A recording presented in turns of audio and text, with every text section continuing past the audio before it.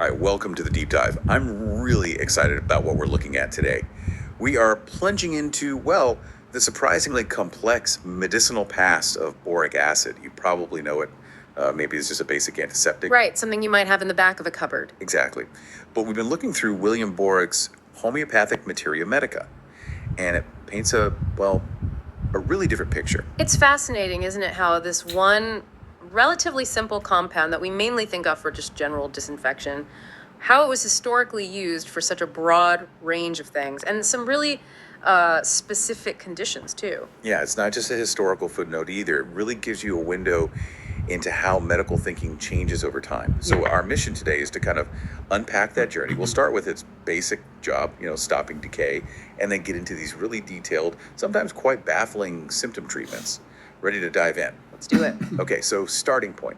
Boric acid's core function, its kind of bedrock use. Yeah, as a powerful antiseptic disinfectant. The text highlights its ability to arrest fermentation and putrefaction. Basically stopping things from spoiling or rotting. Pretty straightforward. That was its main widely understood application back then. But this is where Boricke's text takes a sharp turn, right? Into homeopathy. Exactly. And the uses described there are, well, they're strikingly specific, very different from just general antiseptic. Like what? Give us an example. Okay, so think about symptoms like a very particular sensation of coldness. That's a recurring theme in the homeopathic section. Coldness, like feeling cold. Yes, but in very specific ways. For instance, for certain female conditions, the description was the vagina feeling as if packed with ice. Wow. That's incredibly specific, as if packed with ice. I know. It's a really vivid, unusual description. You don't forget that one. No kidding.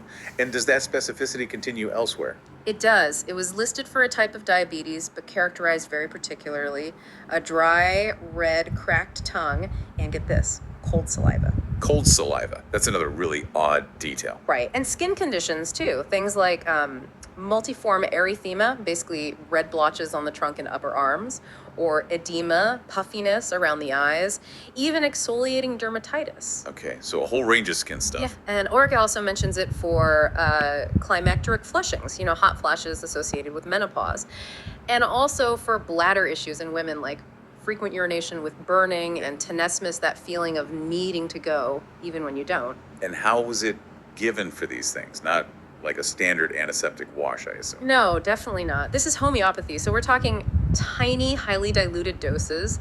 The text mentions the third trituration, which is a specific homeopathic preparation method. Very different philosophy. Right, so that's the homeopathic side. But the text also talks about more, let's say, conventional uses. It does, yes. Moving away from the homeopathic dilutions, Boericke also describes other therapeutic applications that sound a bit more familiar, perhaps, in terms of dosage, though still quite specific. Such as? Well, for respiratory issues. Specifically, if a certain bacterium, the Diplococcus of Weichselbaum, was found in the sputum.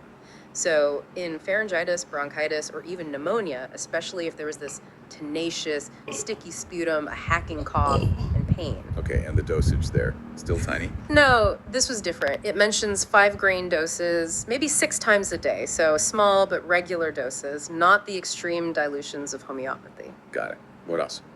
Bladder conditions come up again, but in a more direct way. It could be used as an injection, like a wash, for chronic cystitis, chronic bladder inflammation, or even taken internally. There's a mention of adding a teaspoonful to a glass of hot milk. Huh.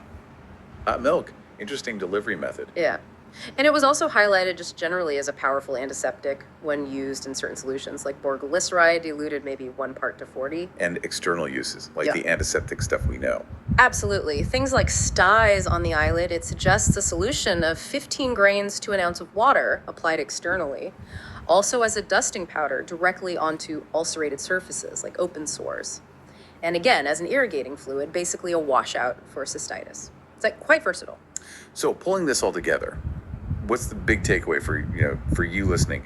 It seems boric acid wasn't just one thing. It went from preventing decay, kind of basic stuff, the fundamentals, to these incredibly specific sensations like feeling packed with ice and treating complex conditions, maybe diabetes or pneumonia in certain contexts. Yeah. It's a much richer history than just the bottle in the bathroom cabinet suggests. Definitely. And if you think bigger picture, it really makes you wonder, doesn't it? How many other seemingly simple everyday substances have these hidden histories, these layers of use we've forgotten? It shows how texts like Boericke's Materia Medica, they offer this fascinating glimpse into totally different ways of thinking about health and healing.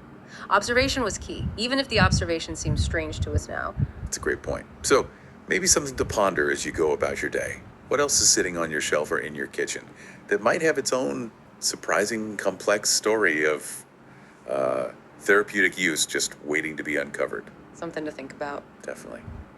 Well, that's all we have time for on this deep dive. Join us next time as we explore another intriguing source.